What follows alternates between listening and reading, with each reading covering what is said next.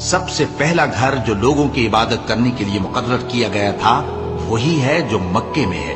بابرکت اور جہان والوں کے لیے موجب ہدایت۔ اس میں کھلی ہوئی نشانیاں ہیں، جن میں سے ایک ابراہیم کے کھڑے ہونے کی جگہ ہے۔ جو شخص اس مبارک گھر میں داخل ہوا اس نے امن پا لیا، اور لوگوں پر اللہ کا حق یعنی فرض ہے کہ جو اس گھر تک جانے کا مقدور رکھے وہ اس کا حج کرے، اور جو اس حکم کی تعمیل نہ کرے گا تو اللہ بھی اہل عالم سے بے نیاز ہے۔